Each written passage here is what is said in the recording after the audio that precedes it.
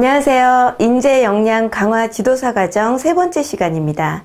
이번 시간에는 내 인생을 이끌어가는 힘이라는 주제를 가지고 자기주도력, 즉 자기주도 학습의 구성 요인과 그 의미에 대해서 하나씩 살펴보도록 하겠습니다.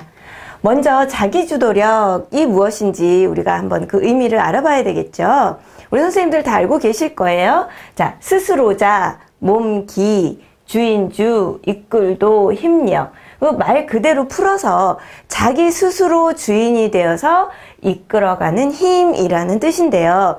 우리 강의 제목에서도 보듯이 즉 자기 주도력이 있다라고 하는 것들은 내 인생을 어때요? 스스로 이끌어갈 수 있는 힘이 있다라고 우리가 이해를 할 수 있겠죠.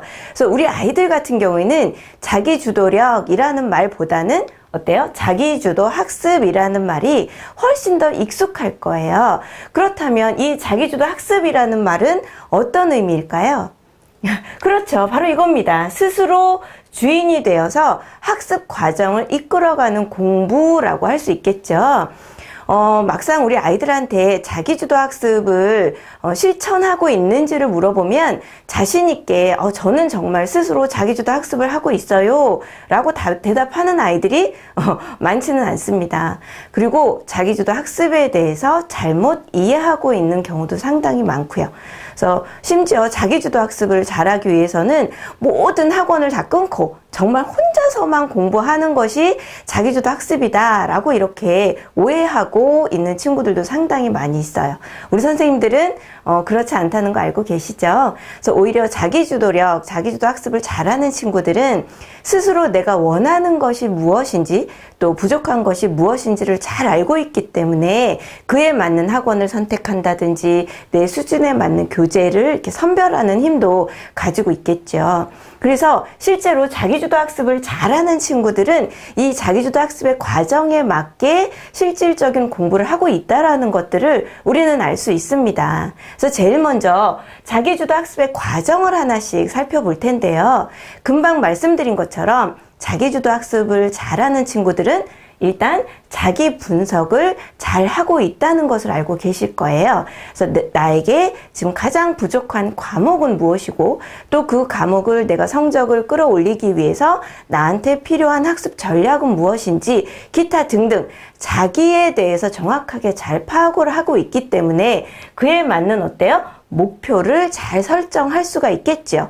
그래서 이 나한테 맞는 학습 목표를 설정을 한 이후에 나한테 맞는 계획도 수립을 할 수 있게 되는 겁니다. 그래서 보통들은 자기 분석 없이 그냥 무작정 높은 목표만을 세우는 경우가 많은데요. 그러면 어때요? 실천을 하는 과정에서 자꾸 실패를 하기 때문에 역시 나는 자기주도 학습을 하기가 어려워. 나는 맞지 않는 것 같아. 또는 나는 공부 쪽에 재능이 없는 것 같아 라고 하면서 포기하게 되는 경우가 상당히 많습니다. 그래서 자기 분석을 철저히 해서 나한테 맞는 목표를 설정하고요. 이거를 또 실행하기 위한 계획도 구체적으로 내가 좋아하는 방법, 내가 실천할 수 있는 방법으로 잘 세울 수 있겠죠. 그런다면 어떻게 해야 됩니까? 맞아요. 내가 계획을 수립한 거에 따라서 어때요? 그대로 실행을 해보는 거죠. 그래서 내가 실행을 잘 하고 나서 그 이후에 피드백과 수정 보완을 해야 하는 겁니다. 그래서 보통들은 어떻게 하냐면 계획은 굉장히 잘 세워요. 그럴듯하게. 그리고 보통 우리 아이들이요. 계획을 세울 때는 어떻습니까? 나 이번에는 꼭 실천해야지. 그 마음만큼은 진심이잖아요. 근데 자기 분석이 이루어지지 않은 상태에서 목표를 세우다 보니 좀 과한 목표를 세우게 되고 그거에 맞게 계획을 짰으나 실천하기가 어려워지게 되는 거죠. 근데 대부분의 아이들은 피드백, 내가 어떻게 실행을 했는지 실행하고 나서의 어떤 잘한 점, 또 이런 부분은 부족했던 점을 이렇게 분석을 하는 경우는 거의 없어요. 근데 자기주도 학습을 잘하는 친구들은 어떻습니까? 반드시 내가 실천한 결과에 대해서 평가, 즉 점검을 하지요. 그래서 이런 부분은 내가 막상 해보니까 생각보다 시간이 많이 걸리네. 이 부분은 해보니까 정말 내가 생각했던 예상 시간보다 훨씬 적게 걸리네. 이 내용 가지고는 조금 부족할 것 같으니 좀 다른 교재로 바꿔보자 라든지 해서 내가 수정하고 보완하는 것까지도 이루어냅니다. 그리고 나서 어때요? 이거에 따른 다시 목표를 세우고요. 또 그걸 실천하고 하는 이 과정들이 계속 순환이 되면서 새로운 목표를 세우고 또 실천을 하고 하면서 스스로 성장할 수 있는 그런 기회를 자신한테도 주고요. 또 무리 없이 잘 실천을 해 나간다는 것을 우리는 알 수 있습니다. 그러면 이렇게 자기주도 학습을 잘 실천할 수 있는 아이, 그런 아이들을 만들기 위해서 어떻게 키워야 할까, 또 어떤 부분을 조언을 해 주어야지만 우리 아이들이 자기주도 학습을 잘 실천할 수 있을까, 이것들이 바로 우리 선생님들 또는 부모님들의 고민이잖아요. 그래서 자기주도 학습이 어떻게 구성되어 있나, 즉 자기주도 학습을 잘하기 위해서는 어떤 부분들을 조금 더 키워주어야 할까라는 거에 대해서 살펴볼 필요가 있겠네요. 그래서 자기주도 학습의 구성 요인은 크게 세 가지로 볼 수 있습니다. 첫 번째로는 동기 요인이고요. 두 번째 인지 요인, 세 번째는 행동 요인이라고 볼 수 있습니다. 자, 동기 요인은요, 학습자가 높은 자기 효능감과 과제에 대한 흥미를 가지고 자발적으로 학습에 접근하는 것을 의미합니다. 즉 학습 의욕이라고 할 수 있겠죠. 우리 아이들이 공부하고자 하는 마음이 없어요. 내가 왜 공부를 해야 하는지 의욕 자체가 없기 때문에 아무리 좋은 학습 전략, 즉 인지 요인에 해당하는 인지 전략을 우리 아이들한테 알려줘도 어때요? 실천해낼 수 있는 그 마음가짐이 되어 있지가 않아요. 그래서 부모님의 강압이나 어떤 이런 거에 의해서 억지로 하다 보니까 오래 지속될 수가 없겠죠. 그래서 동기 요인, 인지 요인, 마지막 행동 요인까지가 굉장히 중요하다라고 할 수 있습니다. 그래서 인지 요인이라고 하는 것들은 어때요? 우리 앞서서 본 자기주도 학습 과정에서 나왔던 이야기가 주로 나와 있네요. 학습 계획을 하고요. 목표를 설정해서 자기 점검과 평가를 하는 과정. 또 마지막 행동 요인은 어떻습니까? 본인에게 가장 적합한 환경을 선택하고요. 그 환경을 구조화하는 것으로서 적극적으로 학습에 참여하는 것을 의미합니다. 그래서 흔히 말해서 공부 습관이라고 할 수 있는 것 중에서 이런 행동 요인이 되게 많겠죠. 그래서 자기주도 학습을 잘 하기 위해서는 동기 요인, 인지 요인, 행동 요인에 어떠한 그 구체적인 실행 방법이라든지 이런 부분들을 잘 알려주었을 때 우리 아이들이 실천하기가 수월해질 것입니다. 그래서 각 요인별로 어떤 것들이 이런 요인을 조절하는가에 대해서 한번 생각해 보도록 하겠습니다. 먼저 동기 요인은요, 크게 자기 효능감, 내재적 가치, 목표 지향성, 이 세 가지가 동기 요인을 이렇게 조절한다라고 볼 수 있어요. 그래서 자기 효능감이란 굉장히 우리 부모님이나 선생님들이 중요하다라는 거 알고 계실 거예요. 자기 효능감은 어떤 성취 장면에서 내 능력에 대해서 가지는 기대라는 것입니다. 그래서 나는 어떠한 그 행동을 할 때 목표가 있잖아요. 그러면 그 목표를 내가 시도하느냐, 하지 않느냐도 이 자기 효능감, 난 어차피 해봤자 안 될 텐데 뭐하러 해, 이러면서 아예 시도조차도 하지 않는 경우가 되게 많아요. 학교나 이런 교육 장면에 계신 분들은 많이 익히 느끼셨을 텐데 요즘 친구들이 어때요? 도전하고자 하는 도전 의식이 굉장히 부족해요. 그죠? 노력조차, 시도조차도 하지 않는다는 거죠. 실패 경험에 대한 두려움, 이런 것들이 상당히 많이 있기 때문입니다. 그래서 우리 부모님들이나 선생님들이 이 자기 효능감을 키우기 위해서 도와줄 수 있는 것들이 무엇이 있을까? 어찌 보면 자기 효능감은 부모님들의 양육하는 방식이나 또 이 친구들이 어렸을 때 과거의 어떠한 경험들 있잖아요. 내가 직접 경험한 것들도 있을 거예요. 어떤 일을 수행을 했을 때 성공을 했다 또는 실패를 했다 라고 했을 때 그 경험에서 오는 어떤 그런 것들. 그래서 성공 경험이 많았다면 이런 친구들은 자기 효능감이 높을 수밖에 없는데, 실패를 많이 경험했다면 어때요? 스스로의 능력에 대해서 어떤 가지는 기대는 점점 떨어질 수밖에 없습니다. 그러다 보니까 어떡해요? 우리 부모님들은 아이들이 너무 과한 목표를 가지고 잦은 실패를 하지 않도록 이렇게 양육을 하면서도 그런 부분을 잘 캐치를 해서 우리 아이들한테 조언도 해주고 격려도 해주고 해주실 필요가 있다는 거죠. 또한 내가 직접적으로 경험하지 않더라도 어때요? 간접 경험 또 필요합니다. 또 대리 경험도 필요해요. 대리 경험이라고 하면 내가 하고자 하는 어떤 일에 성공한 사람들, 그런 사람들을 보면서 나도 저 사람처럼 나도 꼭 성공하고 싶어 라는 어떤 의욕을 불태울 수도 있겠죠. 이런 과정에서 주변의 어른들이 끊임없이 격려도 해주고요, 응원도 해주고요. 그런 과정을 통해서 우리 아이들이 정말 내가 잘할 수 있을까? 넌 잘할 수 있어 라는 그 응원에 힘입어서 새로운 도전도 할 수 있고요. 하다가 중간에 그 행동을 유지하기가 또 그만큼 어렵잖아요. 그때마다 그런 응원이 힘이 될 수도 있습니다. 그래서 이런 동기를 좌우하는 데 있어서 자기 효능감이 어찌 보면 가장 크게 작용을 하지 않을까 저는 생각을 합니다. 두 번째로 내재적 가치예요. 그래서 우리 아이들이 어떠한 목표를 정하고 또 그걸 수행해 가는 데 있어서 좀 전에 말씀드렸다시피 부모님이나 어떤 그런 강압에 의해서 한다든지 또는 외부의 어떤 보상이 있잖아요.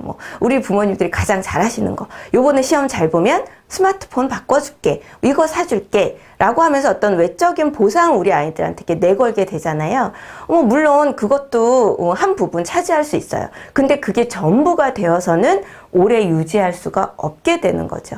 그래서 스스로가 과제에 대해서 내가 이걸 해내야 된다. 그래서 이걸 어떻게 해낼까라는 어떤 흥미와 그 일에 대한 중요성을 스스로 가지고 있을 때 굳이 옆에서 너는 해라 하지 않아도 어때요? 스스로 도전하고 할 수 있게 된다는 거죠. 우리 그 TV 프로그램의 영재 발굴단이라는 거 우리 선생님들 알고 계실 거예요. 그 프로그램을 보면 어때요? 거기에 나오는 영재라고 하는 친구들은 어떤 내가 관심이 있는 분야에 대해서 스스로 누가 시키지 않아도 그 과제를 끊임없이 파악하려고 하는 그런 목적의식을 가지고 하고 있잖아요. 그런 내재적 가치가 무엇보다 중요하다라고도 할 수 있겠죠. 마지막으로 목표 지향성입니다. 학습 활동에 대해 가지는 목적으로 자신이 학습에 어떻게 접근하고 참여해야 하는지를 결정하는 신념 체계라고 할 수 있죠.